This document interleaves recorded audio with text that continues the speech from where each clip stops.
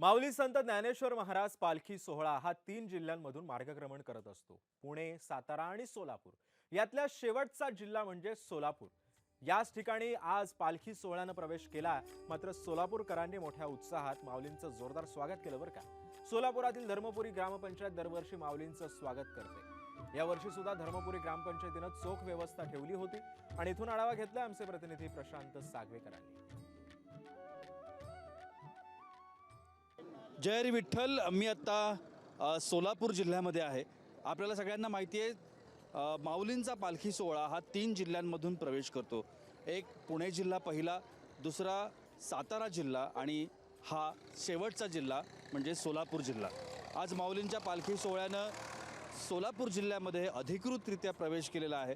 माझ्या पाठीमागे तुम्ही पाहताय माऊलींच्या स्वागताकरता मोठी कमानी प्रशासनाच्या वतीनं आयोजित या ठिकाणी लावण्यात आलेली आहे। तसंच इथे तुम्ही पाहताय रस्त्यांवरती कशा पद्धतीच्या सुंदर अशा रांगोळ्या देखील काढलेल्या आहेत माऊलींच्या स्वागताकरता।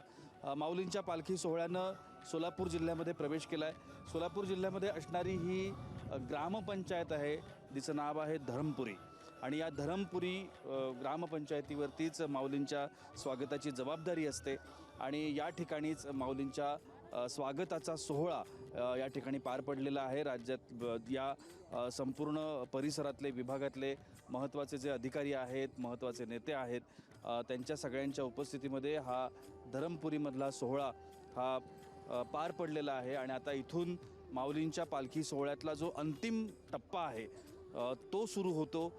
पंढरपूरच्या दिशेनं मार्गक्रमण करताना सोलापूर हे पंढरपूर जिल्ह्यामध्ये येतं, त्यामुळे हा अंतिम टप्पा आहे। वारकऱ्यांमधला उत्साह वाढतोय। आणखीन एक महत्त्वाची गोष्ट या ठिकाणी नमूद करावीशी वाटते ती म्हणजे माऊलींच्या पालखी सोहळ्यामध्ये यावर्षी असणारी तुफान गर्दी। ज्या ठिकाणी येण्याकरता अगदी तासाभराचा अवधी लागतो त्या ठिकाणी येण्याकरता गाड्यांना, वाहनांना 5-5 तास, 6-6 तास लागत आहेत।